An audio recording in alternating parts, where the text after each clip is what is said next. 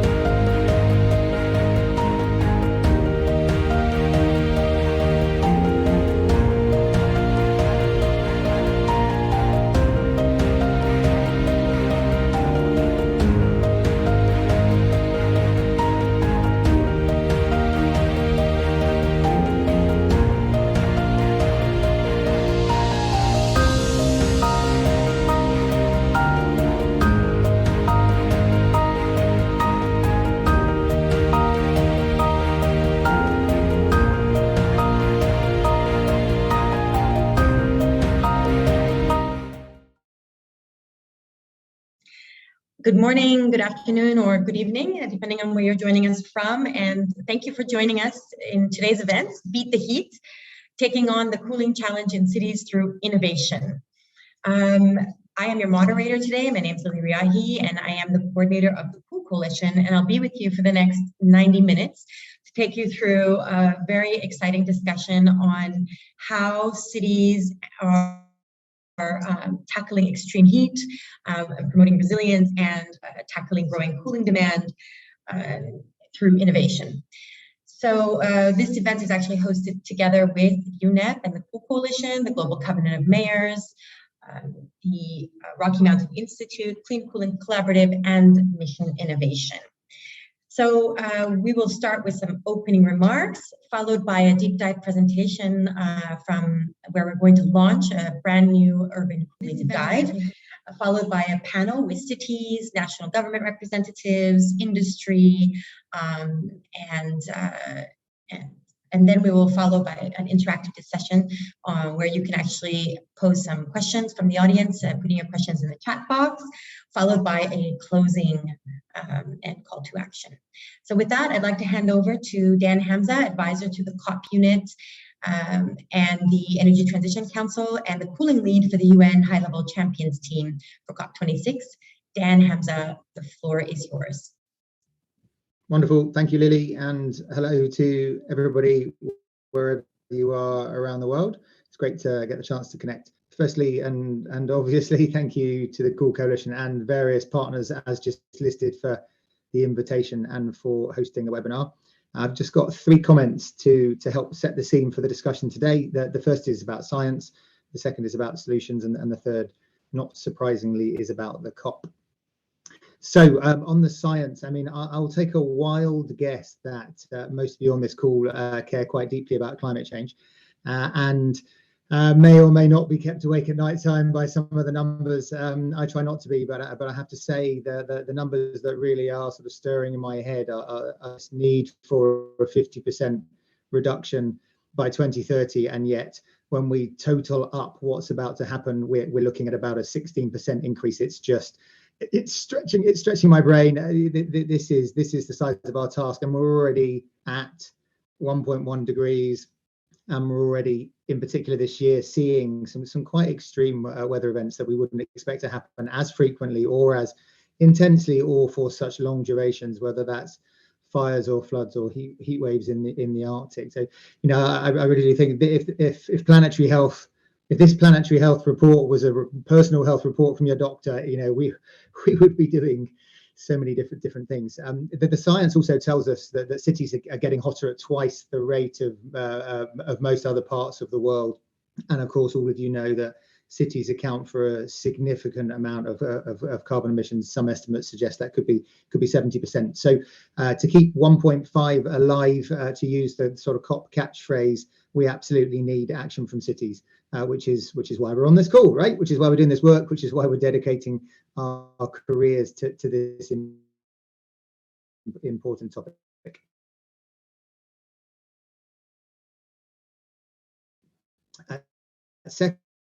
Secondly, in terms of the solutions, frankly, there's enough to keep us going until in cities. Requires significant action on cooling. The two things go together. We know enough about that, and you'll hear today from a variety of folks who are really at the cutting edge of taking forward what needs to happen in cities in relation to sustainable cooling, and that's in the realms of planning, that's in the realms of innovation and technology. That's about financing, that's about business models, it's about policy. Like, we've got a lot of tools in our toolbox now. We very much know everything we need to do, at least by 2030. You know, further out, we kind of know what we need to do. We just need a bit more time to make those solutions a bit more commercially viable. So well done team, well done RMI in particular, I know, and various others for pulling together the guide that will be launched at the COP. That's really a great way of summarizing the solutions and just, you know, allowing us to crack on at the speed that's needed to get work done by 2030. The final comment about COP is, well, it's finally going to happen. I think that's the most important thing after this incredibly long wait. I hope as many representatives from around the world can get there as possible. These are challenging times, and efforts are being made to make it as inclusive as possible, but we have to be realistic about the situation we're in. So it's not like normal COPs, but we're all doing our best to make it as inclusive as possible. It's going to happen. A few heads up of things to look out for in the near negotiation space, which is really the area that I work in. So these comments aren't necessarily about the negotiation space, but look out for governments and non-state actors making breakthrough commitments, identify tipping points and move the ball. Look out for commitments from governments in particular on product efficiency, and in particular in relation to cooling. That's the work that's been going on with the call to action and the SEED initiative. Look out for the companies. Congratulations to the 11, maybe 12 of you in the cooling sector that have joined the race to zero. look out for cooling featuring in NDCs. I lost count. We did a paper on it a while ago, but anyway, it was a really good number. It was triple the number it was in the first round. So congratulations to all the countries. I think some of those on the call today actually that have included cooling in their NDCs. And then just a plea really to take advantage of these moments. They're moments where, you know, collective attention of the world is on climate change. There's a collective expectation as well that exists out there, and just think about how you can use that attention and use those expectations in any way that you can in the work that you do on cooling and beyond to try and extract maximum ambition from this moment so that we can close the gap and keep 1.5 alive. So thank you all for the invitation. Well done again for the forthcoming report. We look forward to profiling that at the COP at a launch event, and hopefully I'll get to see some of you there, and if not in person, then certainly virtually. Lily, back over to you. Thank you so much, Dan, for setting the scene and reminding us about the fact that you know, with all of the extreme weather events, and well, it reminds you of the latest IPCC report, as you mentioned, that's confirming that we're pretty much going through increasing warming world, and we may not make it to the 1.5 or 2 degrees, and therefore see these extreme weather events. And that cities are really where the heat is being felt. And so I think that call to action to make commitments and raise ambition towards the COP is pivotal for us to make this shift towards trying to get on the 1.5 or 2 degree path, and cities will be key in that. So I think it's very well placed to now hand over to Ian Campbell, Senior Fellow from the Rocky Mountain Institute, to give a presentation not only on the Urban Cooling Handbook, but also the actions within that handbook that cities can take to raise ambition and help us get on the 1.5 degree pathway. Ian, over to you. Okay, that's terrific. Thank you, Lily. And let me just pull up the presentation. Short presentation that take you through here, and the presentation, Cooling Cities with Innovative and Comprehensive Strategies, and it's really built on some of the learnings and insights that we've gained over the last, really, I think, close to a year and a half in relation to the development of sustainable urban cooling handbook. As Dan kind of mentioned in his introduction, you know, kind of referenced the latest IPCC report alerting of a faster warming trend. And unless we make immediate, rapid and large scale reductions in emissions, limiting warming to close to the 1.5 to 2 degree threshold could be beyond reach. And the impact in cities is double that. Our cities are heating up at twice the rate as the average global effect. And one of the dynamics that we see within urban island heat in city environments is it's not uniform. It's typically going to be worse in poor neighborhoods and communities. And I think we've seen a lot of heat maps that show that in cities around the world. The one that's the image here is actually of the city of Madrid.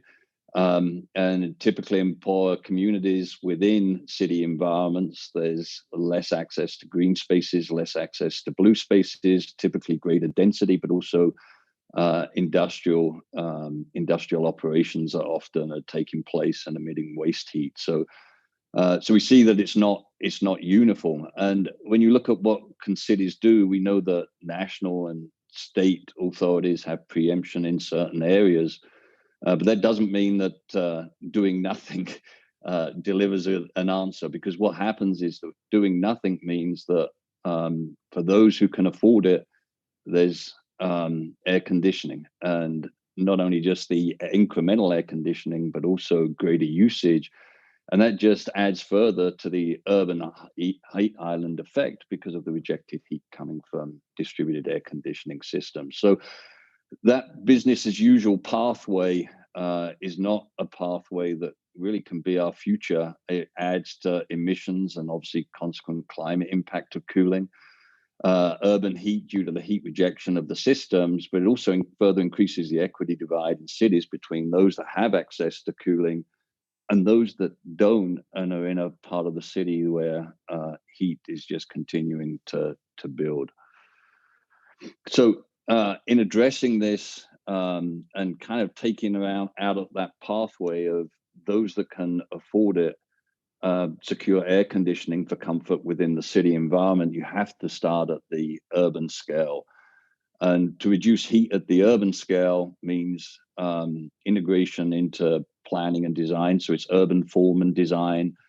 It's looking at sources of waste heat within a city and addressing those. It's nature-based solutions and incorporating those into the urban form. And also cool and reflective surfaces that can be applied to urban infrastructure. What that does is obviously when you reduce the heat in the urban environment, that reduces the cooling load that buildings will experience. You can further reduce the cooling load on buildings by having thermally efficient buildings, and typically that's driven by standards, codes, bylaws. But there's also opportunity for city governments to address the thermal efficiency of their own buildings. And a city government will typically own and operate many buildings within the city environment. And so reducing cooling loads at the urban level, then reducing cooling loads at the building level, and then looking at low, efficient and best fit cooling technologies to serve the residual loads within the buildings and within the environment, the urban environment, but also reducing the opportunity to reduce the impact of anthropogenic heat coming from ejected heat of distributed air-cooled air conditioning systems. So that sequence of framing for starting at urban scale, then to buildings, then to serving loads efficiently within the buildings is a rubric that will flow through the handbook that's been developed here. And building on that a little further, you can see the same rubric there: reduce heat at the urban scale, reduce cooling needs in buildings, serve cooling loads in buildings efficiently.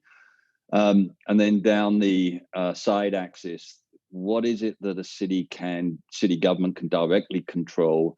What are the things that a city government can help facilitate? And then what are the combination measures, which is a combination obviously between the two.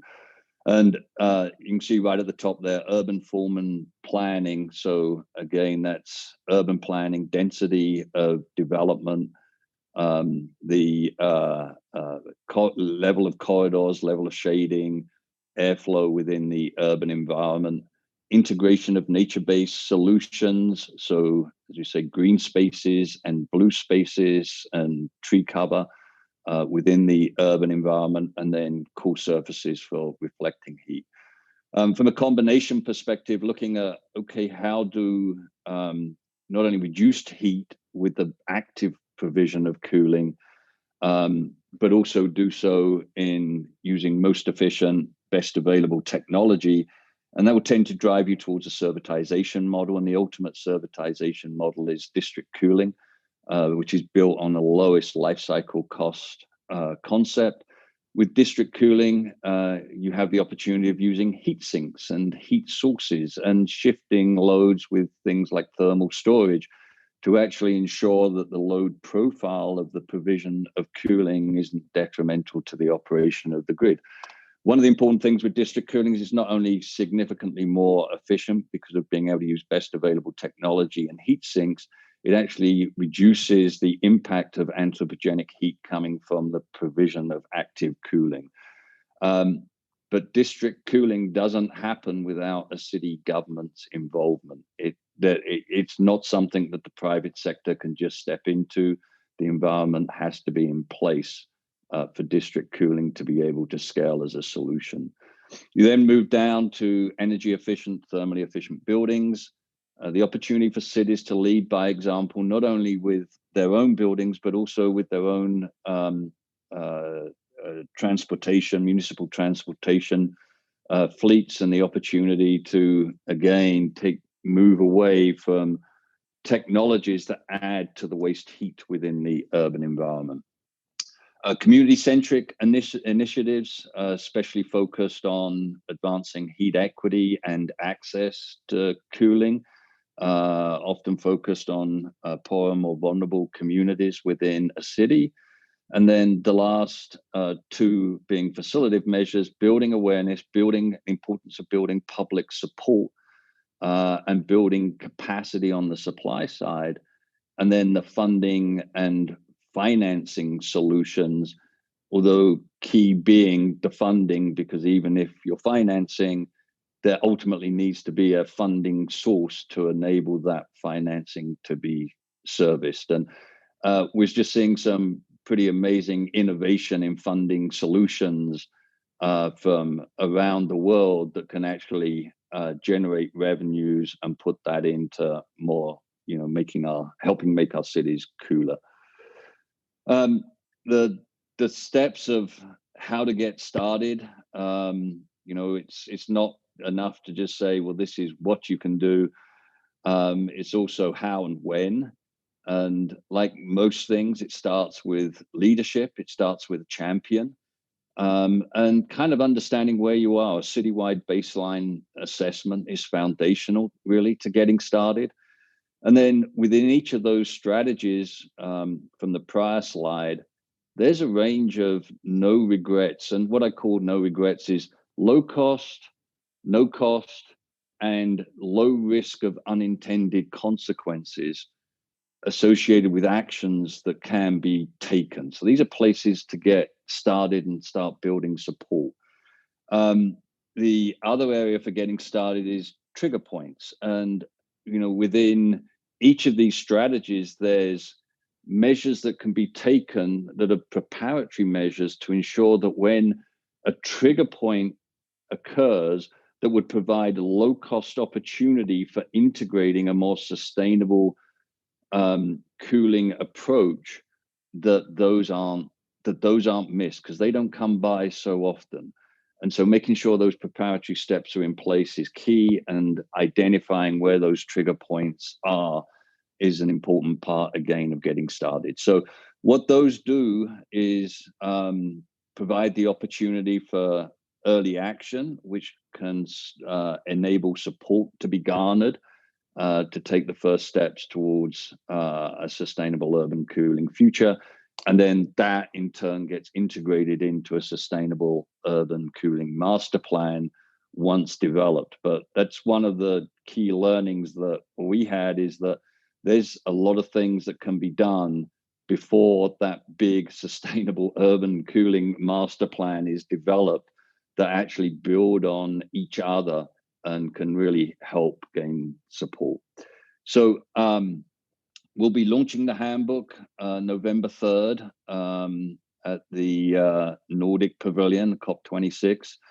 The handbook itself, it details out the intervention strategies in considerable depth. We have over 80 supporting examples and case studies as to where these strategies have been implemented and how the city government went about doing so.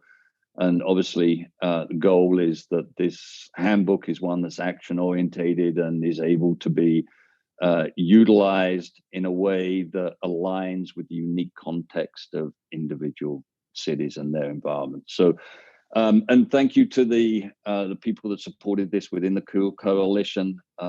Many people provided input and contributions, but especially to those behind the work, which was UNEP, Global Covenant of Mayors, Mission Innovation, Clean Cooling Collaborative, and RMI. So thank you very much. And I think at this point, I hand over back to Lily. So thank you, Lily.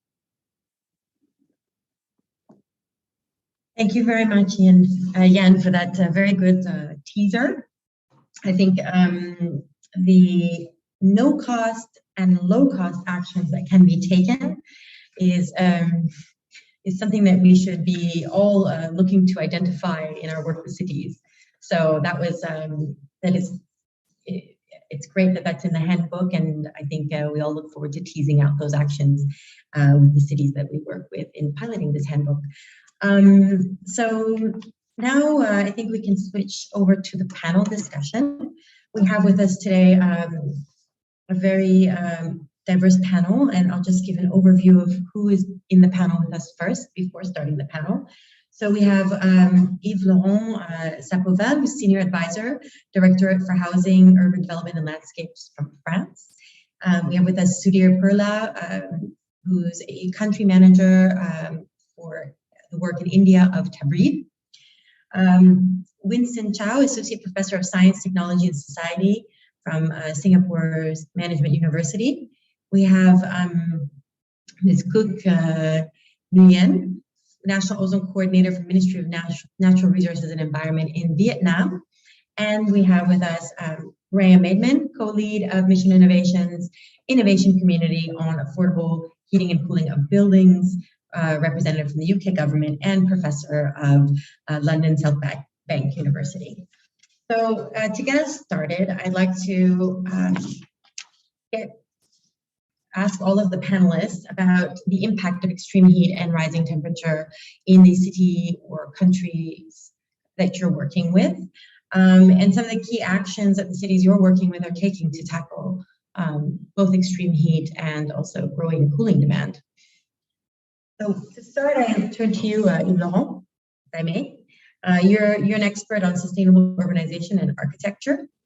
Can you tell us about the impact of extreme heat in France? We've certainly seen a lot of these extreme weather events in France over the last few years. And what are the key effects that are, key efforts that are underway to counter the risk of extreme heat to citizens? Hello, thank you, Lily, for inviting me. And I would say it's not that extreme. It's very sudden for us because it's not something we've been used to before. Mm-hmm. So we had, the first shock we had was in 2003 when we had a terrible heat wave and nearly 20,000 deaths. The cost estimated of that heat wave was up to 3 billion euros for the French economy. We had tension on energy production, and we still experience this kind of events. We have air pollution because of that induced mobility restrictions. We have, for example, constructions suffering damages due to extension and retraction of soils. This is not very usual, but we have soils rich in clay, and when it's very, very hot, it's very dry too, and so the soil retracts and the construction suffer. We anticipate more forest fires, water scarcity, and more structurally, probably population movements from one city to another, affecting also infrastructure and housing at the large scale. So what are the efforts we are undertaking? This is, you know that France is a decentralized country. So actions are taken both at national level and in terms of general policies and regulation, and at local level. In terms of national level, we have a national plan for adaptation to climate change, including recommendations and measures on governance, knowledge, data, information, resilience, adaptation in natural environments. And at the local level, every city of more than 20,000 inhabitants must have what we call an air, climate, and energy plan, including mitigation and adaptation measures. That includes also diagnostic, territorial strategy, and an action plan. This plan takes into account urban planification, mobilities, soil consumption, I'll get back to that, and the local urban documents take already in account the design to avoid certain consequences of climate change, such as forbidding urban development in dangerous areas. This is, of course, important due to flooding and things like that. So the air, climate, energy plans are very different from one city to another. It is impossible to describe as a whole, but it can include very precise measures such as characterizing fresh urban spaces and urban heat islands, using high albedo materials in order to reflect the daylight, integrate nature and water in cities, adapting urban design, mobility practices. In terms of solutions, we can quote, for example, schools using Canadian well implanted under the playground to refresh the inside air. It's a very simple process of tubes circulating and distributing it into the classrooms. We have also solutions in terms of cinema theaters with geothermic cooling system using natural, 15 degrees water at 70 meters underground, or even more, bioclimatic buildings using natural ventilations instead of cooling. And this occurs, that we have islands in France. It doesn't, some people forget this, but we have Martinique, Guadeloupe, and Réunion Island. And the Réunion Island specifically develop a very high level of technicity regarding this bioclimatic architecture in buildings. Because more important, and I will get back to it, at a moment then when we're expected to double the built area by 2050, we think that buildings is one of the most important things, and the envelope of buildings is very important. A lot can be done. Well, that's about all in the timing. Well, thank you so much. For sharing the various activities that are being done nationally and locally, which is great to see the synergy between the national and the local level. I think most marked is this air, climate, energy plans. First of all, it's integrated to begin with, air, climate, and energy. That's great. And also for places that are beyond 20,000 inhabitants, that means practically everywhere has one of these plans. So yeah. That's super. It's no wonder that you're coming up with so many innovative solutions to tackle this problem. And the other thing I was interesting to hear was that, 3 billion euros for the French economy. I think people forget when we talk about this, this is also very much an economic issue. It is not only, it is about health and well-being, but health and well-being also has a cost on the economy in terms of jobs, for example, and not being able to work effectively when you have such stress. Mobility restrictions, jobs, yeah. Yeah, and I think actually there was a recent study with the ILO that showed that, basically if we continue with the 1.5 degree by 2030, around 80 million full-time jobs would be lost due to heat stress. 80 million. And that's a global activity. Yeah. That's it. Public works, building, lots of outdoors activities. Yeah. Absolutely. And that's, they said here, cost global economic loss of 2.3 trillion. So yeah, it's very real, the impact of this challenge on our health, well-being, but also jobs and economy.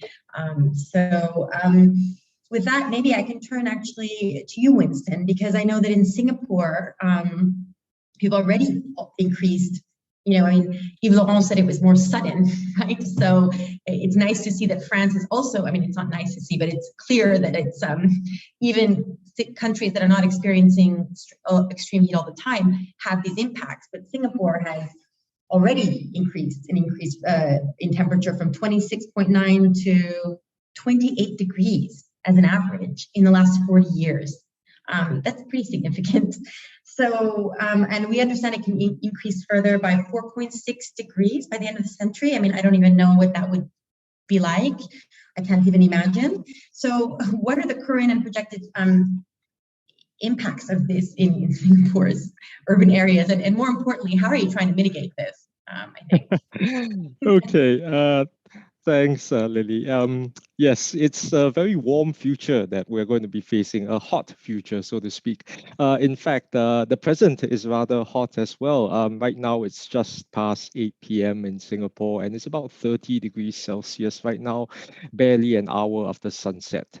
It's unpleasant. I wouldn't say it's a sharp shock in terms of extreme temperatures, but it's just background wise, it's rather uncomfortable with the heat that we're facing. Uh, Obviously, compared to the past, as you pointed out, we've warmed quite a fair bit.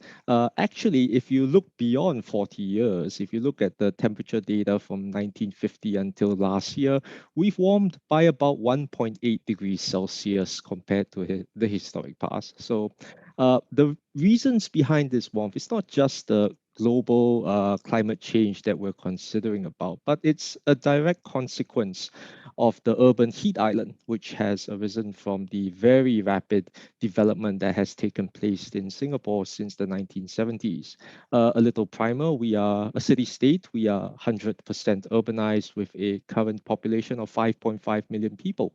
And housing this 5.5 million people so that they can live, work, and play in this country will have inadvertent consequences to our urban climate. Previous measurements of temperature undertaken in the past, when you compare temperatures taken downtown in the heart of the city with our forested interior, can be up to 7 degrees Celsius at 10 p.m. at night. So it could be 30 degrees Celsius in the commercial core of Singapore, but 23 degrees Celsius in the forested areas surrounding the city. On average, it's about 4 to 5 degrees Celsius. So it is considerable, this local warming. And previous research has indicated the two primary causes of this is that replacement of forested areas with urban material, your concrete and your asphalt and your glass, it stores more heat during the day, and it then releases it steadily over the night that causes this heat island. Together with the sort of waste heat that Ian was talking about earlier, primarily generated from the immense amount of traffic activities in Singapore, and especially that of air conditioning.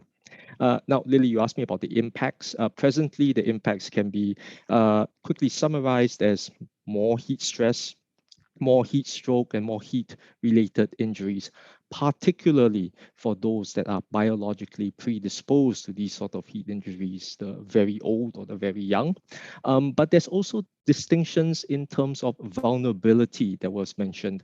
If you are spending a lot of time outdoors in this hot environment, if you are working in the building and construction sector, if you're working in the military, for instance, you will be exposed to this heat at a higher degree more than people who work indoors in this environment.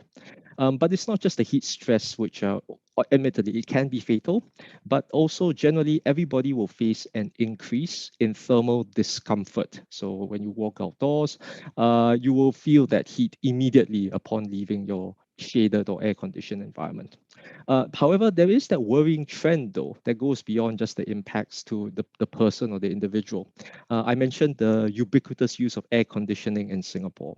And air conditioning has that potential vicious cycle in terms of contributing to more greenhouse gas emissions, primarily since in Singapore, we get our power mainly from natural gas, a fossil fuel. So increased use of air conditioning to adapt to the heat island will unfortunately increase Singapore's greenhouse gas emission contributions.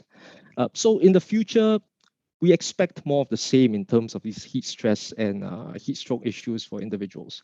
The local heat island will definitely combine with climate change. We could, depending on the emission scenarios, see that 3 or 4 degrees plus warming outcome, which nobody wants to face at the end of this century.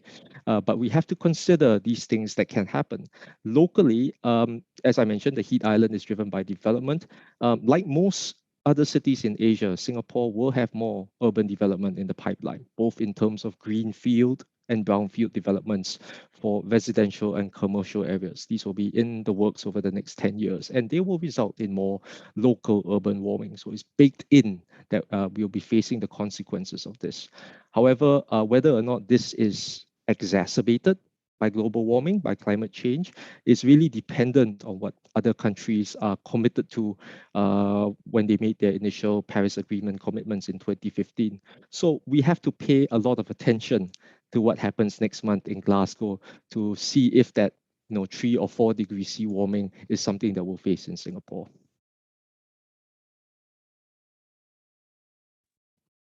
Thank you for that. I mean, yeah, I remember, I think it was from Rocky Mountain Institute who mentioned that cities could warm as much as 4.4 degrees on average because of the urban heat island effect. So it's very real. And as you said, there's a vicious cycle there with the power sector consumption due to air conditioning. So it's felt at multiple levels in society, let's say. And as you ask the question of what it is that we should be doing, globally, let's say, and to look at the COP, maybe I can, with that, translate over to Graham and see, because Graham, you from Mission Innovation are working with many different cities and countries on tackling urban cooling issues.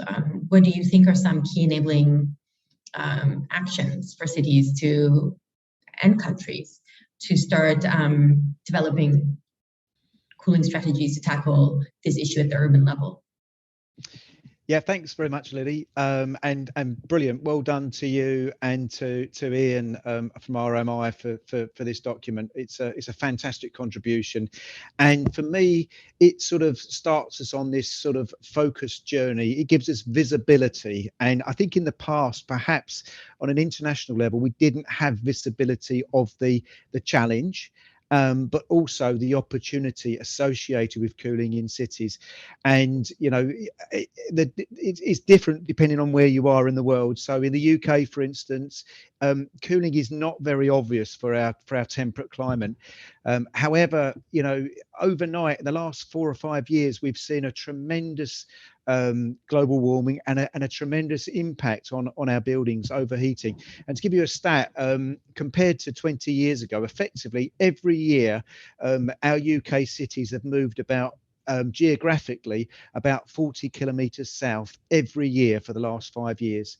And if you were to sort of extrapolate that for the next 20 years, the climate in the UK is effectively that of Barcelona, which is lovely, fantastically lovely, but our buildings have not been designed for that climate, and it's how we move forward. Starting today is really important, and this guide gives us visibility of this, okay, and it makes it straight for cities and the officials, makes it really important for them to consider. I think Winston made a really good point about those that actually need cooling need to not just use more room air conditioners. They need to do it in a more sustainable way. So perhaps for those that actually have got cooling, it's a slightly different argument, but this guide really puts it front and center for cities to get going. And I think for me, that's the biggest challenge. We need to it gives us visibility. We need to get started. And then Ian sort of raised some really good points about how we get started. The steps within the guide show, what sort of path we need to use. So what we need to do, how we need to do it, when, etc. Making sure that we use a mix of mitigation and adaptation. We pick up on trigger points, etc. And the big issue is how we fund. Okay, and perhaps even the bigger issue is making sure we've got fairness and access for all. So I think this is a really good start, and we need to keep some momentum moving forward. Thank you. Yeah, I think the equity issue you mentioned is it also came up in what Winston was mentioning, where he spoke about heat stress having a different impact depending on where you're working, if you're outdoors or not. I mean, that already is telling you that the impact will raise equity issues in terms of who has to deal with the consequences, immediate consequences. I wanted to now actually ask Cook. I don't know, Cook, if you can unmute. I know you were having some trouble. If not, if one of our wonderful IT colleagues could unmute Cook from who's muted. I think, Cook, you can unmute yourself, if I'm not mistaken, but if not, then maybe somebody from the session can unmute her. I mean, Vietnam is definitely very much also seeing the impacts of extreme heat, I know, in terms of both health and productivity. And actually, Vietnam is one of the countries that Dan was referring to who has included cooling in their NDC. So I know that this is a very important issue. Apparently, Cook is unable to unmute. So if colleagues on this call could unmute her, that would be really great. In the meantime, I will turn to Sudhir. But I will hope that our colleagues from tech could help Cook to unmute herself. Sudhir, I think, we've heard a lot about enabling conditions and impacts and some different solutions we've been hearing. From an industry perspective, can you tell us a little bit about your work at Tabreed in terms of implementing innovative solutions to tackle extreme heat and growing power demand in cities? Sure. Thanks, Lily. And I think it's been a great introduction so far in terms of what each one has mentioned on what could be done and what needs to be done, essentially on the cooling side. And building on what Ian said from his teaser, like you said, of the handbook, right? I mean, I'm just talking specifically of district cooling and maybe getting a little bit more, I mean, in terms of, how it actually can translate into achieving some of the benefits that we've been talking about of what needs to be done. I mean, essentially what district cooling does is it's all about, we know that there is growing cooling demand, especially in the Southeast Asian countries and so on and so forth, right? And it's all about aggregating cooling demand rather than the current conventional model where each building meets a cooling demand individually using a variety of technologies and a variety of models. Whilst at the urban scale, you could have the standards, codes, and bylaws, and probably some of the more progressive developers could also adopt better thermal design for the buildings. What district cooling does is it takes that one level further by just ensuring that by aggregating demand and it can be as big or as small as practical as it is, right? It can just be a set of 5-6 buildings or even much more than that, where you just strip out the big part of the demand, energy demand for a building, which is cooling, into one central location, essentially. Once you remove the cooling demand out from the buildings, what is left residually could be, of course, then met even through rooftop solar and so on, essentially making the buildings move towards net zero buildings much sooner. And then that demand that you pull out of energy at a building level into a central system could then be, through more sophisticated district cooling players, be done in, of course, you deploying much better technology, much better design, much more energy efficient systems, and some of the concepts that the guide I'm sure refers to and what Ian mentioned on enabling better use of heat sinks or having thermal storage and just reducing the anthropogenic heat, within the buildings itself. All kind of naturally can be achieved through an aggregated central cooling system for a set of buildings at a much cheaper cost, right? And what we've been doing essentially in India as a private player is basically, pending the overall regulatory market environment falling in place and the whole connect between national, state, and the city level things coming together, since of course we can't wait for that to happen. As a private player, what we're essentially doing is trying to take this dialogue further to the market, and at whatever size makes sense, essentially we're trying to implement more on a B2B basis district cooling systems by designing, building, owning, and operating central cooling plants, essentially, to ensure that from the conventional model of someone buying and having their own systems, you have a more central system that can achieve these sustainable benefits, plus also make it more cost effective, right? And that's what we've been doing. So we bring in, as a private player, the experience and the execution capabilities, of course, an understanding of what kind of business model innovation is required to make it work, and bring in the capital as well as private capital. Of course, and that will only flow in areas where it's economically viable, and there is some level of market conditioning required to be done for it to work at a broader, more rapid scale. But where it does work, I think we bring in the capital, we bring in the expertise, we bring in the know-how, and essentially make sure that a more sustainable offering can be provided on a long-term basis, right? So it's like, it's kind of taking all that's out there and what we're talking about, practically into the market and at a fairly large scale, depending upon the practicalities and economics of each individual district cooling plant that is being planned. And of course, I think, I mean, for this to scale up much faster, you need a much more of an enabling environment. But I mean, still, nevertheless, it shouldn't wait till then. And the work's been going on. So yeah, I can talk more later. But so that's broadly, I mean, I think how district cooling can help. Great. Okay. Thank you so much. Yeah, definitely. Jan had shown district cooling as one of the solutions in tackling urban cooling. When it's a dense enough area, then it makes a lot of sense to do that as an efficient solution. And also the servitization model that he mentioned in the beginning of the presentation. So that's great to hear about the work that you're doing in India. And I know I can see Winston also nodding. So I guess I know you guys also have a very cool district cooling system. So I know that's probably why you're nodding.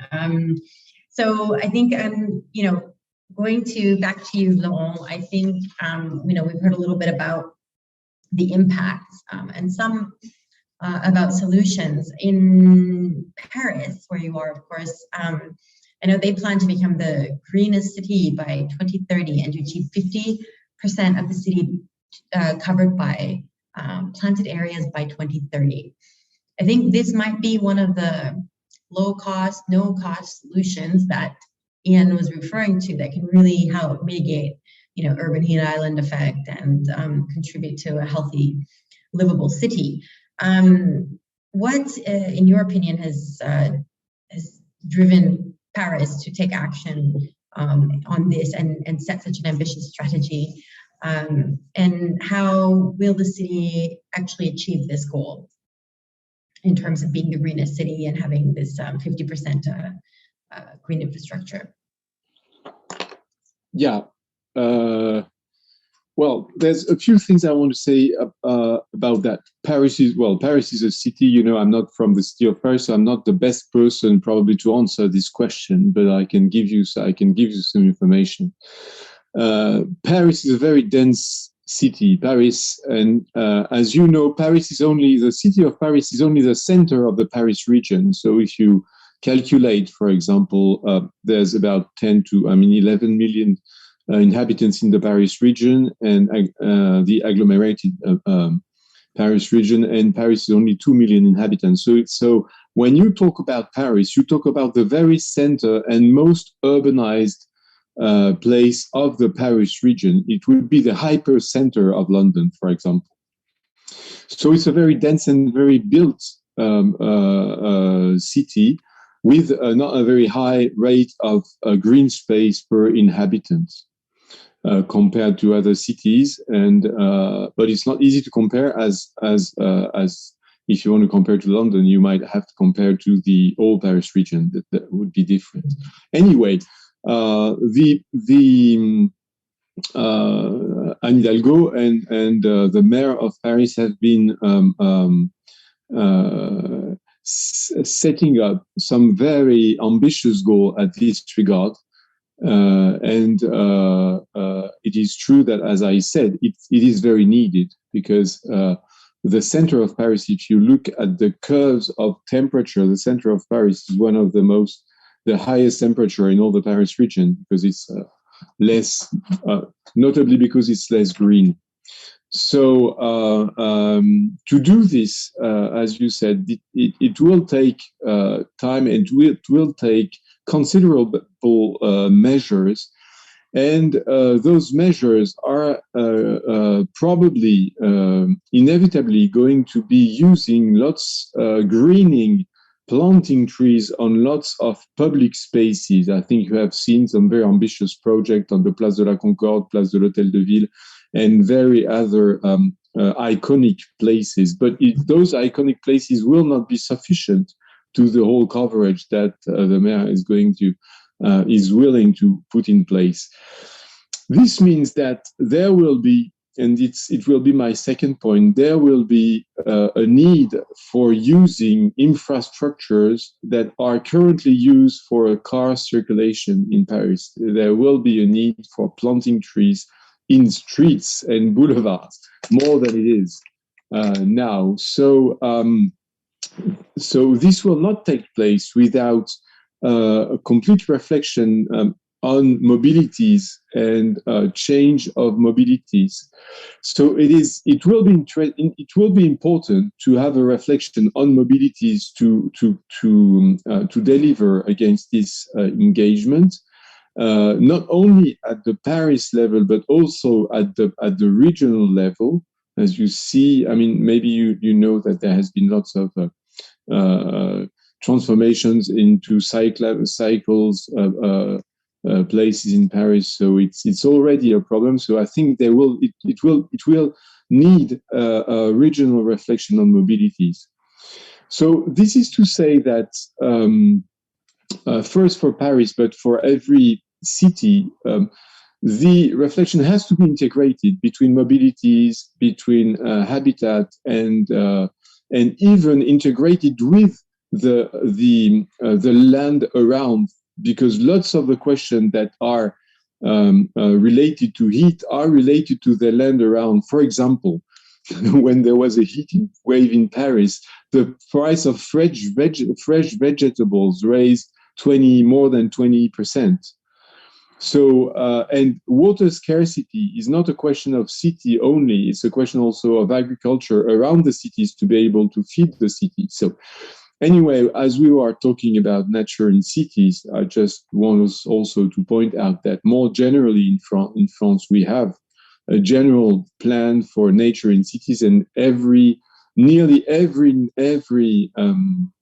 city in France has a plan for nature in cities integrated with the PCET I was talking about before and different urban development things. Also, we have a very strong now a new Climate and Resilience Act that paves the way to net zero artificialization. This means that we are restricting drastically new urbanization in natural urban areas. And this is not easy to implement. We're at the beginning of implementing that, but this is a very strong orientation of the government generally. We have this nature in cities plan that has been taking importance also because of the COVID crisis. People have been lacking a lot nature in cities. So this is, well, at something, we have an expression in French that is in some way, à quelque chose malheur est bon. Well, unhappiness is good for something anyway. So the COVID crisis led us to real transformations of cities. And we also have a green and blue network regulation that imposes in all cities to take green and blue infrastructure in account for all urban documents. So that's mainly all I wanted to say. Just want to add maybe that, because there won't be space to talk about knowledge otherwise, developing the national and local expertise is highly necessary. And I can quote some urban agencies in France like the Paris Region Institute or French agencies like Météo France or ADEME, who have both strong international cooperation policies. And we also develop platforms like Adaptaville that give local authorities, companies, and developers many informations on improved techniques and solutions selected by experts. And I think it is very important. I strongly recommend you to have a look at it, because the development of this expertise and knowledge is very, very important at all levels. Thank you. Thank you very much for that very interesting intervention. I think what was really coming out from what you said was this idea that everybody speaks about integration a lot, but sometimes, I mean, this was a very concrete example of why you really need to take an integrated approach to planning, to transport and buildings and energy, for example, also with green and blue, and the trade-offs that you might see in doing such integrated planning that's important for the long-term vision. So I think that point about the mobility and buildings versus and the nature, like the green infrastructure that will be planted, is a very important point that came out of what you said. I think, of course, important of developing the necessary knowledge in this area of urban cooling. We hope that we can be doing that also through networks like the Global Covenant of Mayors and Mission Innovation. We're working with cities to try to, of course, also UNEP, etc., to work with actors at the country level and in the cities to build that knowledge hub. So hopefully that kind of international collaboration can help reinforce what you're talking about, Yvonne. Of course, also through networks like the Global ABC, Alliance for Buildings and Construction. Cook, I'd like to turn to you because I'm sorry, there were some technical issues and I know that it's late for you connecting from Vietnam, and you haven't had a chance to yet share the experience of how you're tackling extreme heat and urban cooling in Vietnam. Can you hear me well now? Thank you for the support with the technical issue. I hope everyone can hear me. We can hear you. Okay, great. Thank you, Lily. So for the case of Vietnam, we face quite significant challenge across the climate change impact, and among one of the 5 countries that are heavily affected by climate change, including cyclone, flooding, extreme heat. So we need to adapt to this, but this is a huge cost. And from the NDC that we just submitted recently, the public resources can only meet 30% of the adaptation need. And the fact that the country has got the temperature, the rise in temperature quite rapidly, both in Hanoi and Ho Chi Minh City, our 2 biggest city in the country, that is causing a lot more people going to the hospitals, a lot of respiratory disease, and therefore we have been implementing the we have listed extreme heat as one of the public health risks that we need to undertake in our NDC implementation. There have been a number of different cross-cutting policies that have been developed. For example, the Urban Green Growth Development Plan, the Law on Natural Disaster Prevention and Control, the Energy Efficiency law, and most recently we have just been joining with the Cooling Coalitions with support of UNEP and GGGI. We have intention to bring on board the Cooling Coalitions and to tackle extreme heat cooling via policy actions, but also to rethink about the urban design, and at the same time piloting the model for attracting finances. So I'm really thinking that these approaches all together will help the country in terms of sorting out the issue and to help control the excessive growth in cooling demand of the country, because there's a fear that the power system that cannot stand the increasingly need. In Hanoi and Ho Chi Minh City, the demand for buildings and air conditioning have accounted for 70% of the total electricity use, which is very, very huge and heavy on the system. And for this reason, we feel there's a lot of support which is needed for guidelines, for technical expertise, and for funding for the cities and provinces to better control the urban planning and synergize the different solutions. Yeah, and I hope that with the approach that we're going to test under the Sustainable Urban Cooling Project funded by KSEP, we could somehow piloting, and later on we can replicate the model. And at the same time, we try to do some policy through improvement by expanding the environmental fund, the protection fund, to be one of the mechanism, one of the workable mechanism that can spread out the cooling endeavor by people, and linking up with various policies and plans, and to support the cities with their cooling effort.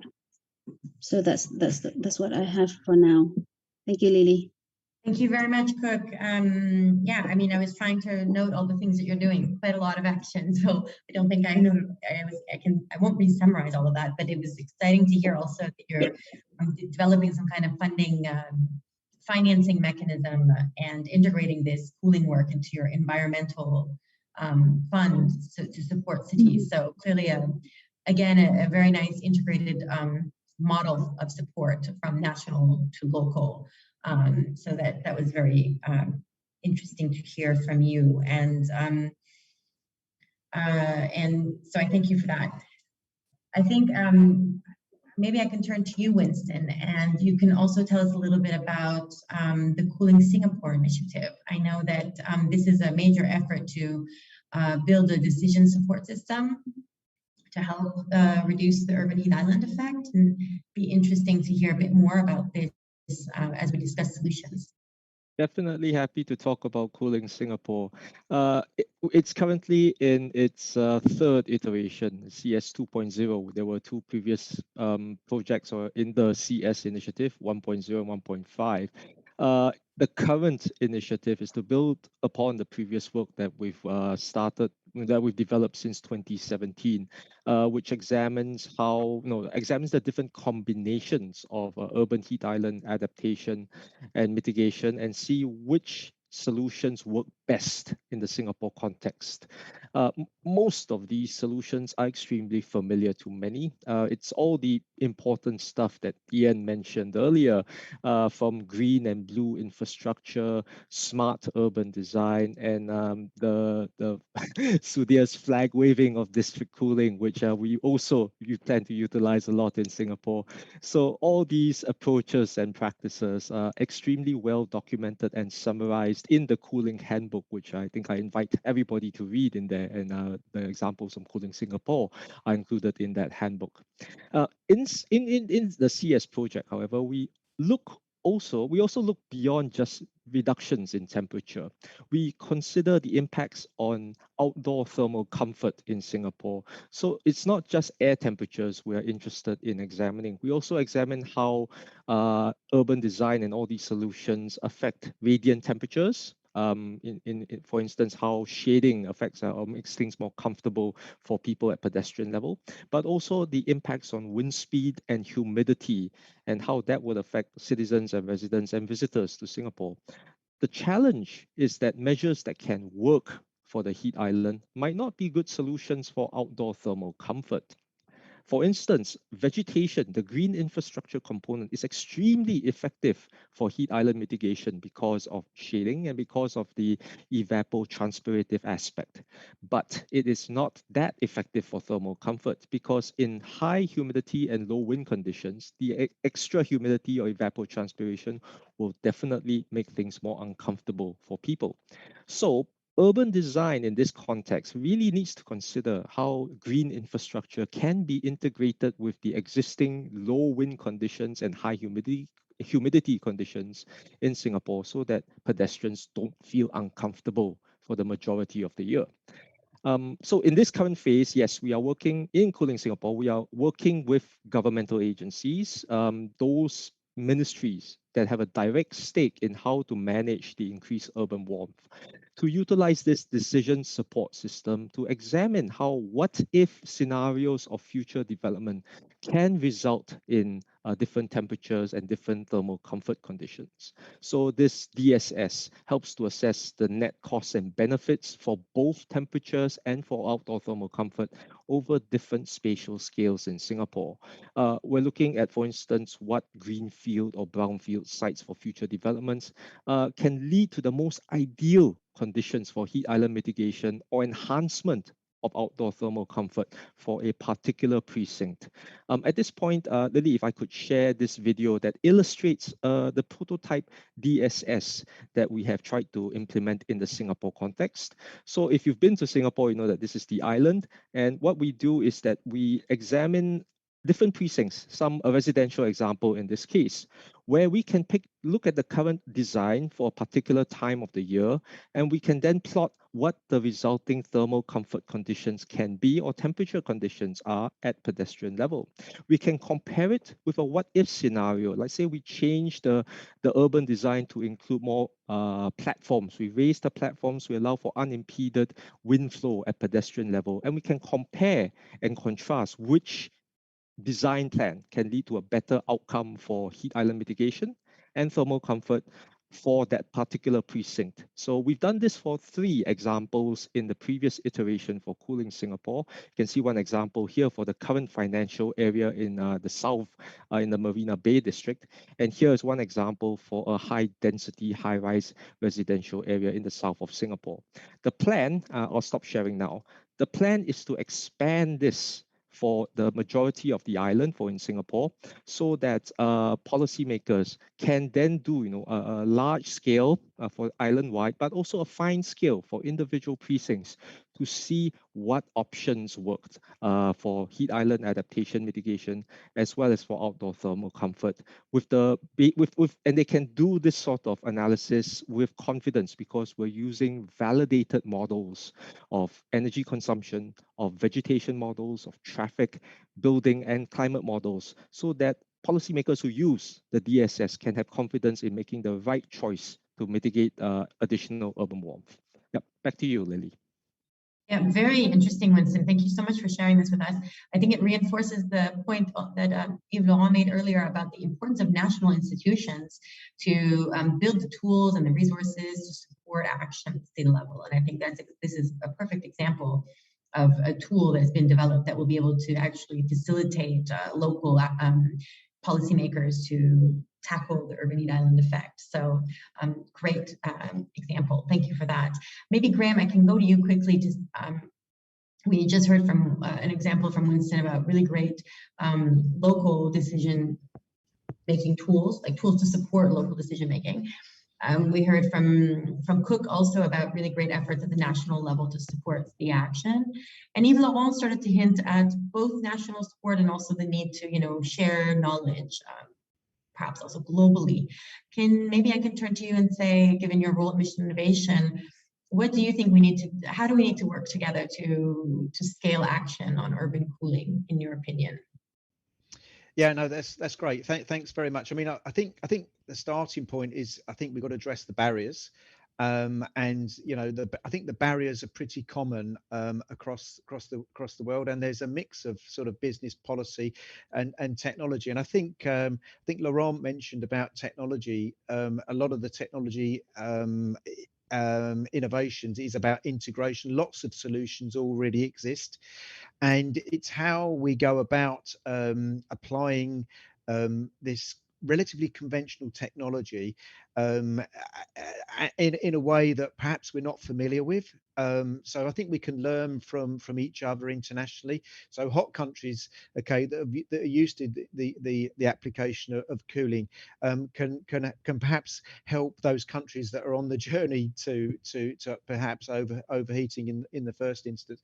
I think it's really important that we recognise the points at which decisions are going to be made to be influential in cities.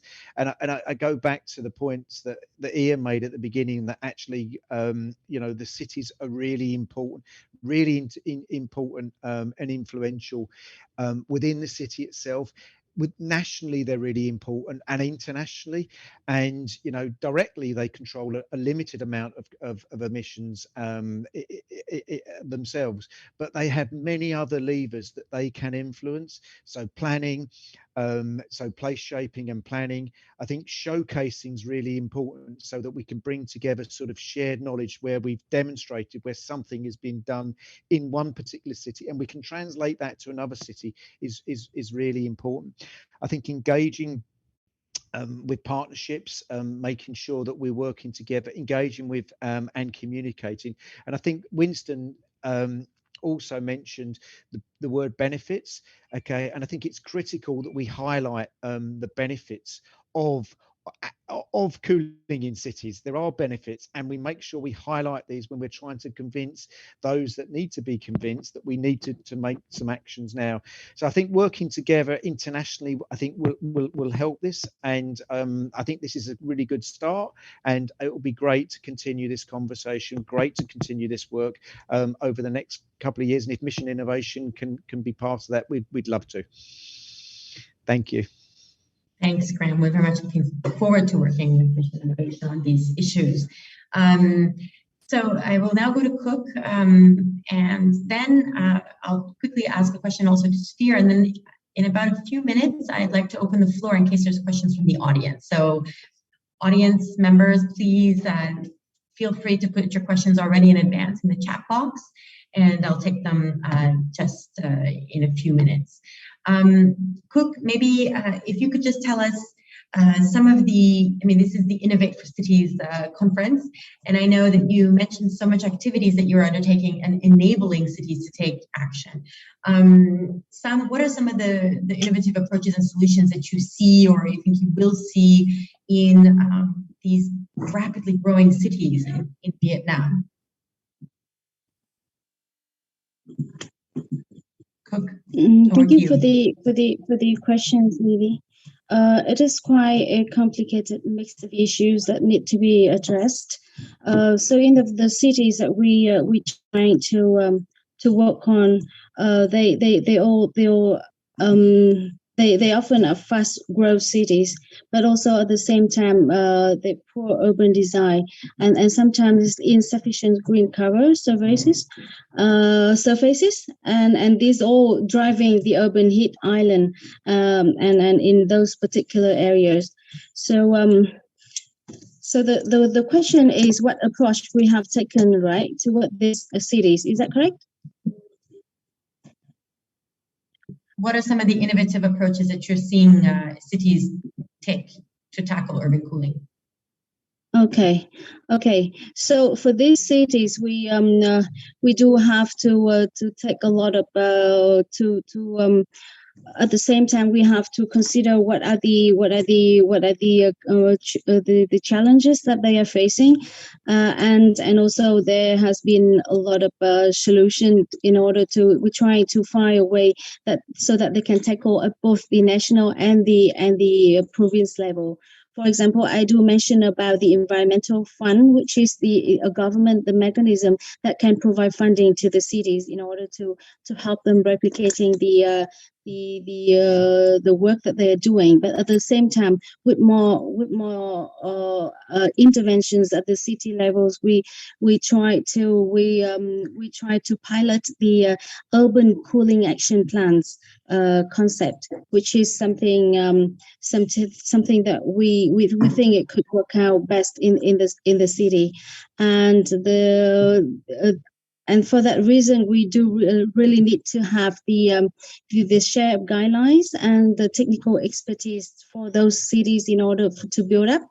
For the moment, we have started with the cities that have their extreme heat plan, and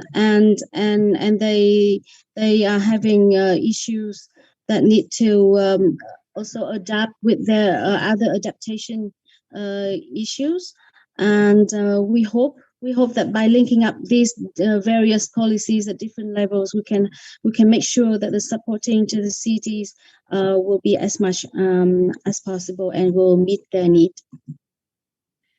Thank you so much for describing how you were tackling the work with the cities in Vietnam. Sudhir, you've mentioned that Tabrid is working quite a bit on district cooling. Can you tell us more about enabling policies? Not so much about the technology, but about the enabling policies that are letting cities actually take up these kinds of solutions, innovative solutions. Yeah, sure, Lily. I think even before I answer that, just to put things in perspective, and again, with context to India, right? I mean, so July this year, India touched its all-time peak energy demand in India's history. So it was about 190 plus gigawatts. And there were some estimates that suggested that, 16% of that was essentially for air conditioning, right? So in itself, it doesn't seem too much. Now, the Ministry of Climate Change in the India Cooling Action Plan Sudhir, could you speak just a little bit louder? It's a little bit faint. Okay. Thank you. Let me just remove. Yeah. So sorry. In the meantime, audience, please ask questions in the chat box. This is your opportunity, and you can also ask questions to Jan, who's the author of the Urban Cooling Handbook. Sorry, Sudhir. Any better, Lily? No? Yes, this is much better. Thank you. Right. So, like I said, I'm just put things in perspective, right? I mean, this year, in this July, again, with context to India hit its all-time peak energy demand in July this year, in which there was some estimates that suggested about 16% of that was for air conditioning. Now, if you look at what the India Cooling Action Plan from the Ministry of Climate Change talks about, they say that, I mean, by 2030, about a fourth of India's peak energy demand will be for cooling, right? And again, and you look at the forecasts of IEA and so on and so forth, by 2050, 45 to 50% of India's peak energy demand is going to be for cooling, right? So it's no longer something that can be ignored in a way. I mean, looking at it from a broader perspective, it is pretty much the single largest contributor to energy demand growth, as well as climate change and so on and so forth. I would say from India's standpoint. Now, like some of the panelists have already mentioned before this, it's not a question of technology availability. And in many parts, I don't think it's a problem of capital availability as well. It's primarily around execution, innovation around execution. And that's where I think the big gap is. It's how do we ensure that basis, not just examples that have worked elsewhere, but given the complex governance structure and the overall environment of a country like India, how do you ensure that the right models can be put in place to make sure there's more rapid adoption of things like district cooling?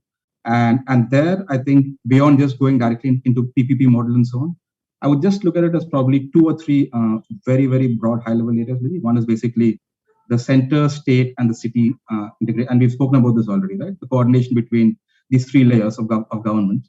How can that be integrated better? And along with that, we've also seen through the urban energy partnerships as well. You also have the electricity distribution companies that come totally outside of urban planning that need to also come in place together. So one, of course, is all of them coming together in a way to be able to really tangibly come out with execution models that can help this work. And if that magic formula exists, then I would think it's primarily at this cycle of development, I would think it's primarily around mandating and licensing. That's about it. I don't think you need any other extensive policy environment at this point of time, because conceptually, you don't need any viability gap funding. This is cost effective and sustainable as well, right? What is missing is basically some form of urban planning, mandating and licensing to ensure that there is much faster adoption. So yeah, it's integrated planning plus translating into slightly more forceful implementation through mandate is where I would see what needs to be done to make things work. Great. So if I can now, thank you. So integrated planning and some licensing is and some good business models, but and I guess capacity building associated with that. So what I wanted to say now is it's time for questions from the audience, and I see one that has already come in. The question is from Miriam Vadino, I think from ICLE, if I'm not mistaken. How can we massively renovate and connect existing buildings at the district level, considering the need for private citizens to engage directly? Who would like to take that? It's either Yves Laurent, Ian, or anyone else. Put your hand up. I see Yves Laurent's pen hand up, okay. And I don't know, Ian, was that also a hand or? I'm going to go to Yves Laurent first. Yeah, thank you for the question. What our experience, France has 23 networks of district cooling. It's one of the most advanced country on district cooling, and we have so what we know is that it works, that it's mostly public driven. I'm going to answer this question and that we have a very developed industrial sector, for example, Dalkia, Energy, Engie, Veolia, etc. And because there is a necessary partnership between private and public, because public has to drive the command in order, because the investing costs are very important and long-term visibility is necessary, but also continuity, guaranteeing continuity of service and access to best technology comes from the private sector. So what we know is that for these reasons, mostly it is public buildings, office, educational buildings, hospitals that are using district cooling. This is good and this is bad. Little housing. So how can we get to rich housing, or what solutions can we get, if possible, for the private houses that is a multi-property housing? It's not exactly the same everywhere. I think in Singapore, lots of buildings are owned by only one institution, or so it's easier. But we have several questions like that. So what we think is that first, and I'm happy to answer this question on behalf of Global ABC, because it was not included, but in my occupations here, I'm the co-chair of Global Alliance for Buildings and Construction that is mostly working with the Cool Coalition, these questions of buildings. And one part of our global status report this year is made by the Cooling Coalition at this regard. So, because the cheapest energy you use is the one you don't use, actually. So renovation is a real question. We are getting into a renovation wave at big scale in Europe. This is very complex, but it's taking now. I think everybody has this idea in mind. It will necessitate lots of money and lots of know-how also, because it's not only to take the decision of renovating in our countries. It's, depending on the material you use, for example, it will be good or not good for summer comfort. We have a new regulation in France that is including summer comfort, but you can perfectly, in lots of places, use some materials for the envelope of the building, some how do you say that, insulation materials that will be not effective for the summer and for the heat. So you need to use the proper techniques. So you have to massify in some way both renovation and techniques. That's mostly what I wanted to say. Thanks, Yves-Laurent. I wanted Jan to also come in, but I'm aware that we have 4 minutes left and they will just switch to the next session after that. So we've had such an intense and rich discussion that we're running out of time now. So I'm going to actually hand over, if it's okay, to Andy Deacon, and encourage everybody in the audience to be in touch directly with Jan, who has a lot of information on this topic to further discuss. Andy, over to you. And one more thing, all panelists, thank you very much for joining us. And please feel free to put one word into the chat for Andy on what you think is the first action that cities can take on urban cooling. Andy, over to you. Okay, then I'll pick those up from the chat in the moment. And thank you, Lily, and thank you, colleagues, for the fascinating session. Always good to hear about the very practical examples, and a really good example of the content that you can expect throughout the Innovate for Cities conference. This is the first session in an absolutely jam-packed week, and looking forward to interaction with our now more than 5,000 registered participants through the course of this week. So thank you again all so much for kicking that off very well. The Global Covenant is very pleased to have supported the production of the Urban Cooling Handbook, but really the production of the material is only the kind of start of the job in this area. And of course, the next step is to do all that we can to get as many cities as possible then using it. So we look forward to doing that.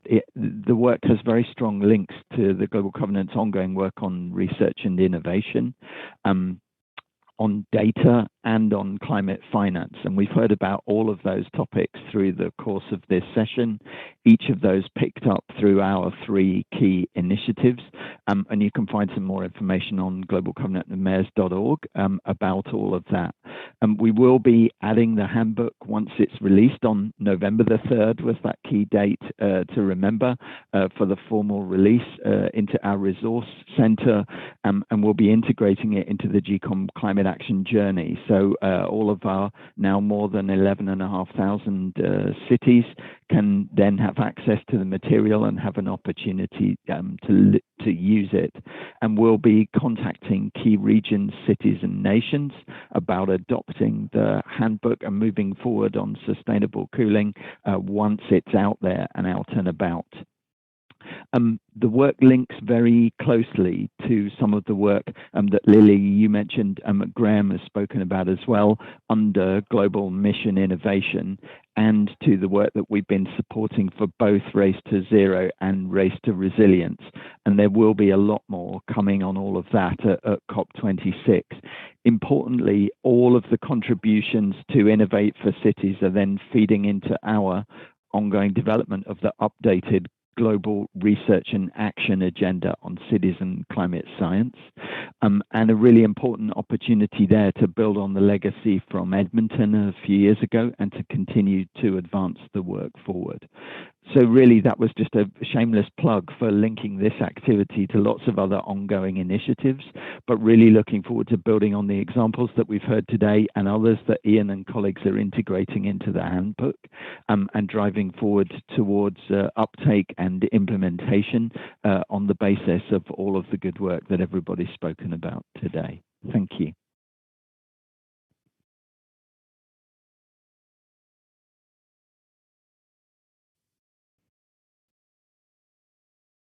I guess that's a wrap. Thank you. There was lots of things in the chat, but it's been a great session. Thank you, everybody. Thanks for joining us. Have a good night or day. Bye-bye. And don't forget to join the plenary session starting soon. Yeah. Hey, thanks, Goodbye. everyone. Take care. Goodbye. Goodbye. Thank you, everybody.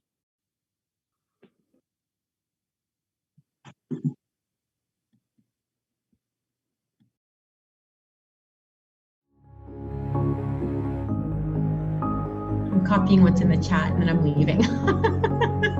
I'm just going to say I'm glad you are, otherwise I will. No, thank you. Great, great, great. Nicely done. Sorry. I know. It's We'll in get math. there. You guys are hosting, so good luck with the rest of it.